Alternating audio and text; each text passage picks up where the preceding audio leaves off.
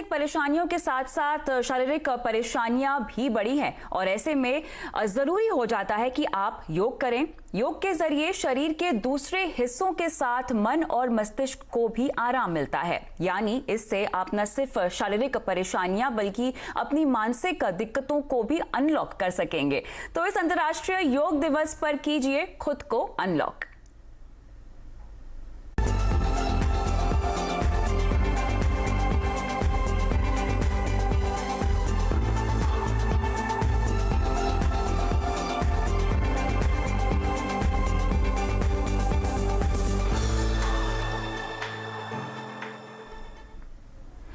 तो चलिए, योग से खुद को अनलॉक करवाने के लिए आज हमारे साथ इस खास शो में मौजूद हैं खास मेहमान भी। हमारे साथ है ग्लोबल लीडिंग होलिस्टिक हेल्थ गुरु डॉक्टर मिकी मेहता, तो योगा इंस्टीट्यूट की डायरेक्टर हंसाजी योगेंद्र और एक्टर और मॉडल डॉक्टर अदिति गोवित्रकर। आप सभी का स्वागत है हमारी इस खास पेशकश में।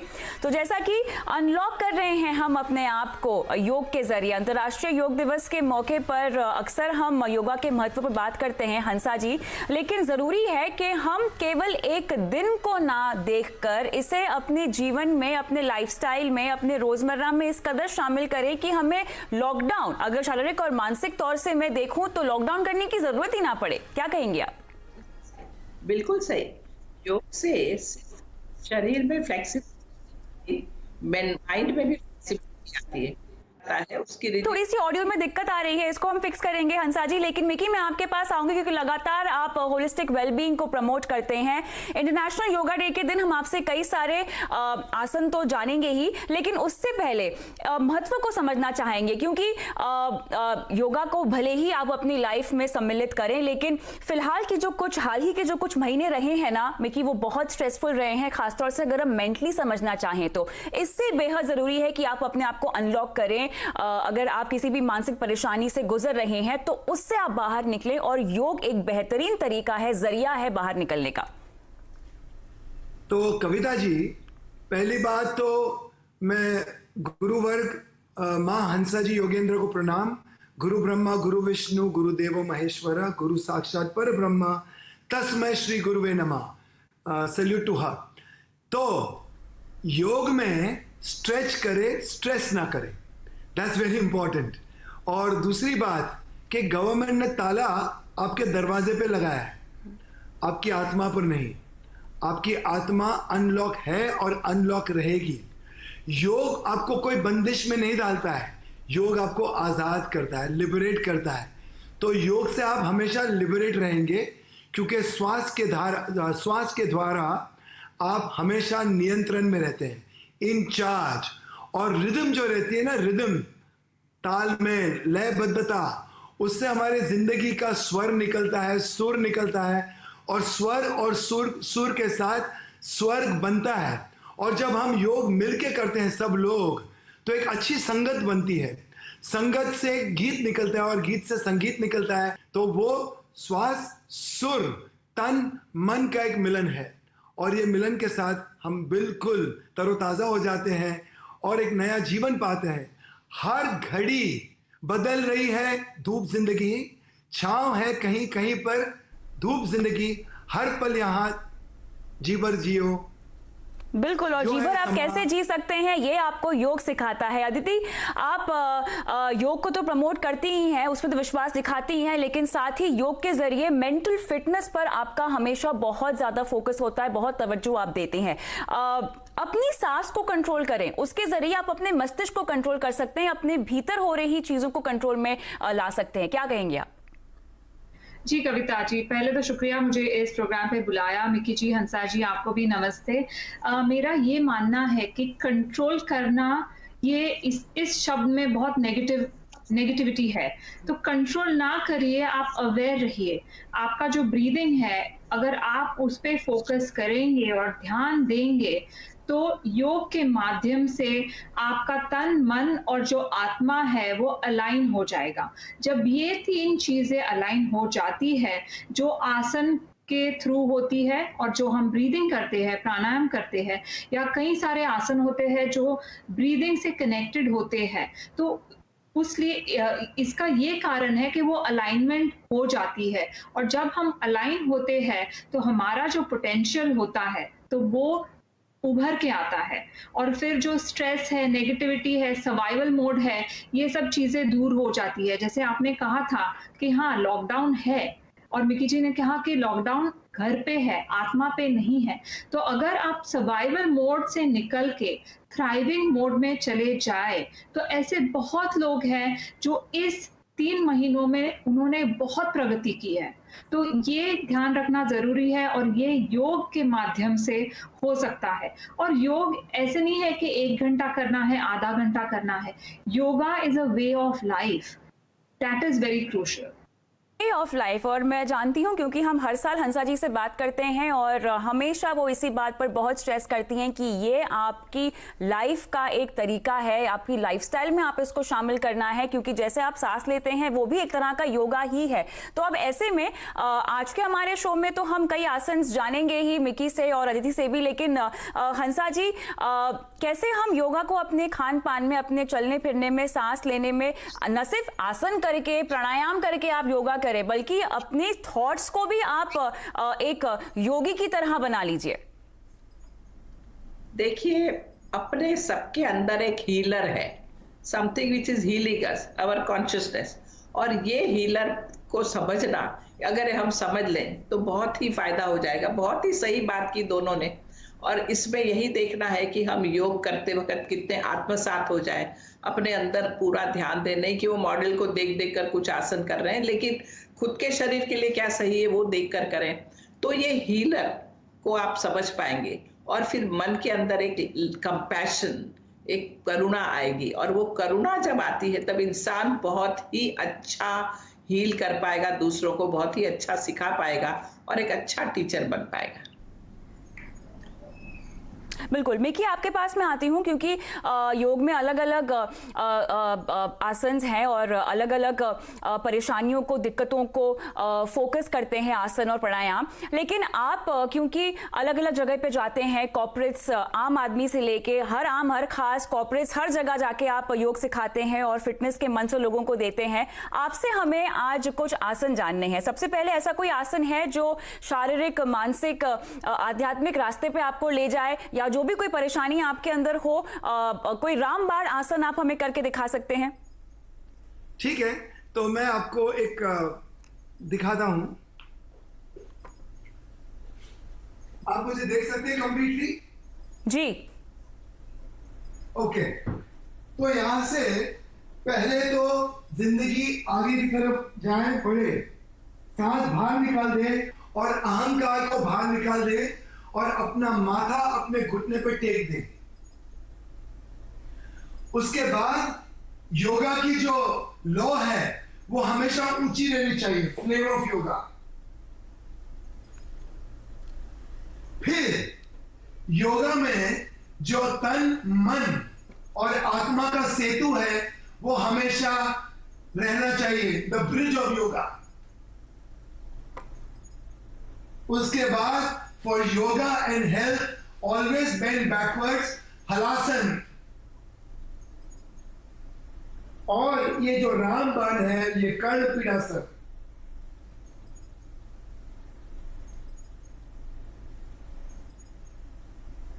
कर्ण पीड़ासन के बाद हम यहां पर धनुरासन में आ जाएंगे, और ये जो धनुर है ये एरो को अपने निशाने पे लगाता है। So arrow is not important, the bow which gives stability, alignment, trajectory and balance, focus, and most importantly सांप की तरह, कोबरा की भांति, नाग की भांति आप भुजंगासन में आ जाए, स्पाइन को स्ट्रेट कर दें। आप इतने सजग, जागरूक, दृष्टापूर्वक और बिल्कुल चैतन्य भाव से भर जाएंगे, मगर काटिएगा मत किसी को। सो दिस इज भुजंगासन। और फिर एक पर्वतासन जिसमें आपकी स्टेबिलिटी, रॉक सॉलिड स्टेबिलिटी, गुरुत्व आकर्षण के साथ, ग्रेविटी के साथ मिलके आपको बिल्कुल संतुलित करती है, बिल्कुल संतुलित। चलिए, तो ये वो आसन हैं जो अगर लोग जो योगा करते आए हैं उनके लिए तो बिल्कुल भी मुश्किल नहीं है, लेकिन अगर आप अभी तक योग नहीं कर पाए हैं, योगा आसन का करने का मौका नहीं मिला, तो इन्हें आप कोशिश कर सकते हैं। लेकिन हंसा जी, आसन करें या प्राणायाम करें, योग एक अप्रोच है लाइफ की। अब ऐसे में आप जो भी कोई एक्सरसाइज करें फिटनेस को लेकर, आपका भाव क्या होना चाहिए, किस अप्रोच के साथ आपको वो करना चाहिए? देखिए, योग की हर प्रक्रिया मन के ऊपर ही केंद्रित होती है। आप यम नियम करो, आसन करो, प्राणायाम करो, हर चीज मन के लिए है सबसे ज्यादा। तो मन के साथ आता है वो भावनाएं, हमारी भाव। हम जो भी कोई आसन करें, पहले तो एक बैलेंस स्टेट में रहने के लिए कर रहे हैं, इसलिए हम वो उससे धर्म का भाव कहते हैं। धर्म कि ये मेरा कर्तव्य है कि मैं हमेशा बैलेंस में रहूं। अप्स एंड डाउन्स ये जो लाइफ में हो जाता है, लोग सुसाइड कर लेते हैं, बड़े बड़े लोग, वो समझते नहीं है कि मेरा बैलेंस अगर छूटा तो मुझे कुछ बैलेंस को लाने के लिए करना चाहिए, नहीं कि इम्बैलेंस स्टेट में कुछ एक्शन करें। और इसीलिए वो बैलेंस में लाने के लिए ये चीजें हैं, मेडिटेटिव पोजेस हैं, वो शांति से बैठकर और आप बैलेंस में आ सकते हैं, आसन भी करके आ सकते हैं। दूसरा भाव है ज्ञान का भाव, कुछ न कुछ सीखते रहना, लर्निंग, और अपने से ही आप काफी कुछ सीख सकते हो।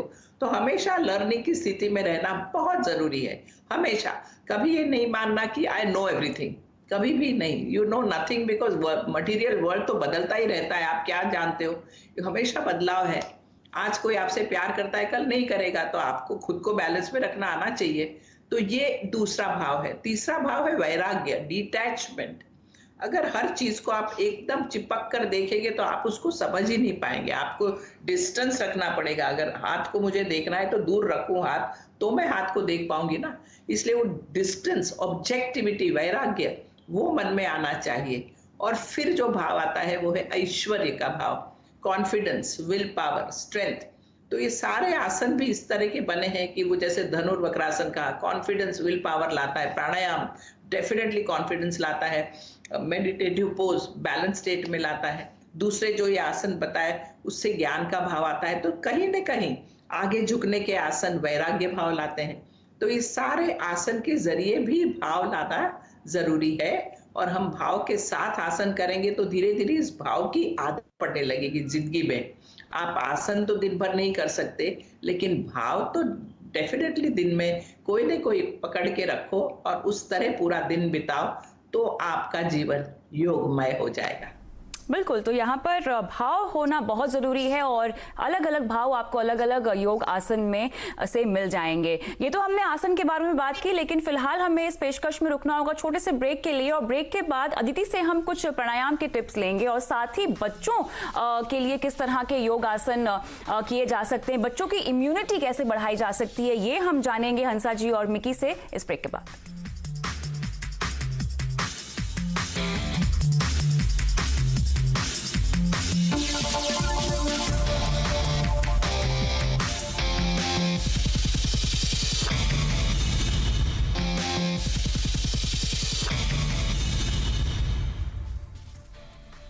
CNBC आवाज पर हम मना रहे हैं अंतर्राष्ट्रीय योग दिवस, और मेरे साथ तीन खास मेहमान मिकी मेहता, हंसाजी योगेंद्र और अदिति गोवित्रिकर जुड़े हुए हैं।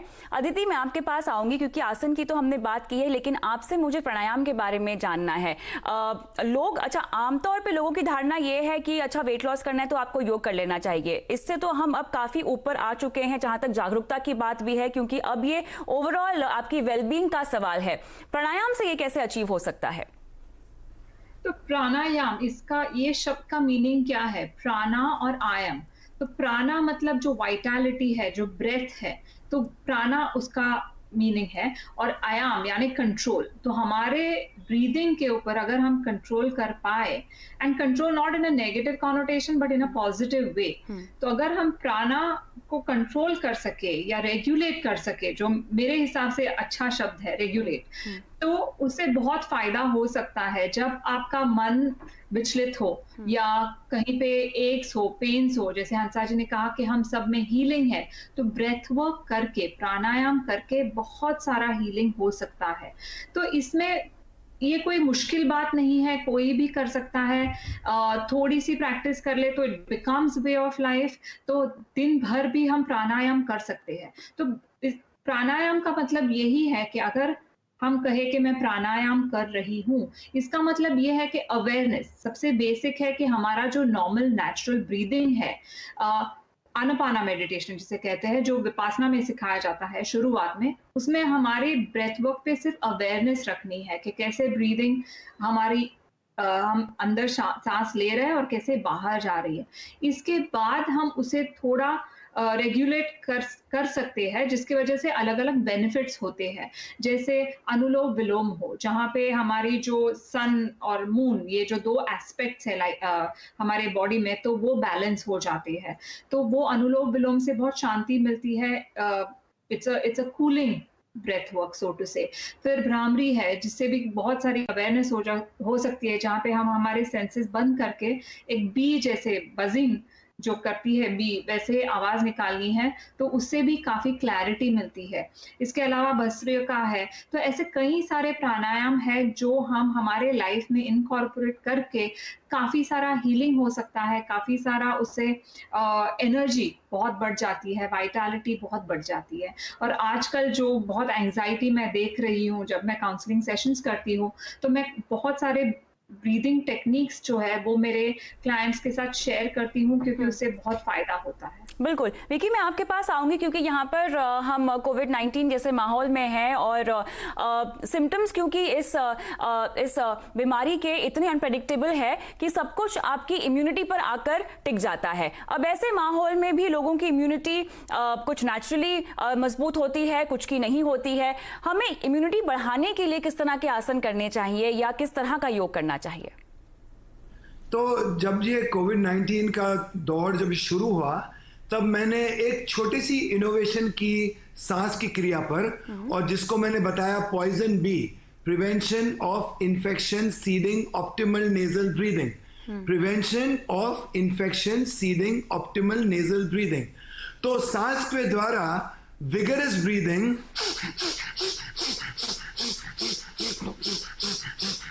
और उसके पश्चात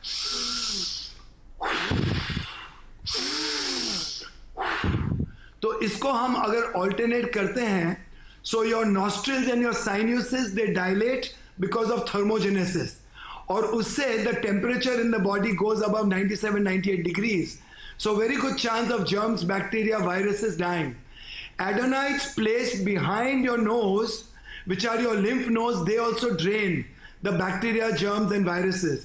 5 lobes of your lungs get emptied completely and they get replenished with fresh oxygen and fresh air, and if the air quality is good, you get 20% of oxygen there.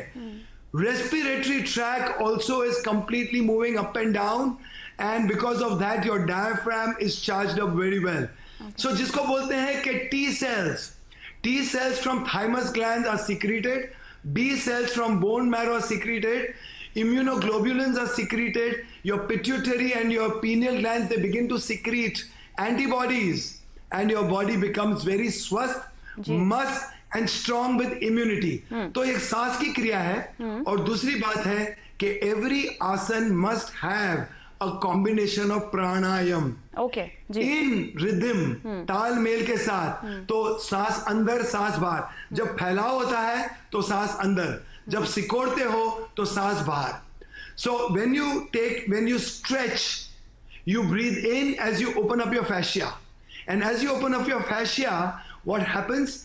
Oxygen laden blood, nutrient laden blood, urja and prana laden blood gets into your 70 to 80 trillion cells. Ji, And बिल्कुल। as you breathe out, toxic blood, used up blood is squeezed out after contraction, and your organs get बिल्कुल, तो rejuvenated, पूरे strong. Sink में यहाँ पर आपको आसन और प्राणायाम करना चाहिए। लेकिन यहाँ पर हंसा जी, योग पर जितनी भी बात की जाए उतनी कम है, क्योंकि लिए हम सिंक की बात कर रहे हैं। तो बहुत ज़रूरी है कि लोग सिर्फ डिप्रेस्ड, एंग्जाइटी से अपने आप को परेशान ना करें, बल्कि जो मौजूदा स्थिति है उसको भी समझे और वैराग्य को अपनाए नहीं, लेकिन कम से कम उसे साथ लेकर चले, इस लिहाज से कि एक लेट गो की फीलिंग होनी चाहिए, क्योंकि ये ये सिचुएशन आपके कंट्रोल में नहीं है, ये आपको अपने थॉट्स में लाना, अपने प्रैक्टिस में लाना बहुत जरूरी है। सही है। और ये देखिए कि कोई भी प्रॉब्लम आता है तो जाता है, विचार आया विचार गया, सांस आई सांस गई, ये कोरोना आया कोरोना जाएगा, उसमें उसको पकड़ के रखने की जरूरत ही नहीं है। और माइंड एक ऐसी चीज है, माइंड सुपरसीड्स बॉडी। आप कितना भी कुछ भी करो, अगर माइंड में आपने डिस्टर्बेंस लाने का प्रयत्न किया, आया फियर, चिंता, पास्ट के बारे में सोच रहे हो, क्या होगा सोच रहे हो, अरे भाई होने तो दो, कुछ नहीं, प्रेजेंट में रहना सीखो। तो और काम में बिजी रहो, पूरा दिन घर के अंदर हर काम हर व्यक्ति को करना आना चाहिए। अब मैं तो कहती हूँ सर एक को रोटी बनाना सीखो, ये एक knowledge about life, about whatever we are doing बढ़ाओ। तब माइंड जब इस तरह बिजी रहेगा तो आपको सोचने का वक्त नहीं है, चिंता करने का वक्त नहीं है। अगर कोई व्यक्ति चिंता करता है तो वो फ्री है, कुछ कर नहीं रहा है, इसलिए चिंता कर रहा है। बिल्कुल, और यहाँ पर हम सब जानते हैं कि चिंता चिता समान है, तो इसीलिए मौजूदा हाल में आपको अपने मस्तिष्क को, अपने माइंडसेट को अनलॉक करना है ताकि ये लॉकडाउन आपके ऊपर भारी ना पड़े और आप एक हेल्दी जीवन जिए। तो योग को अपनी लाइफ का एक हिस्सा बना लीजिए, वे ऑफ लाइफ योगा है। बहुत बहुत शुक्रिया आप सभी का इस खास पेशकश में मेरे साथ जुड़ने के लिए। नमस्कार। Hansa ji thank you, Aditi thank you, Kavita thank you, thank you Kavita ji, Hansa ji.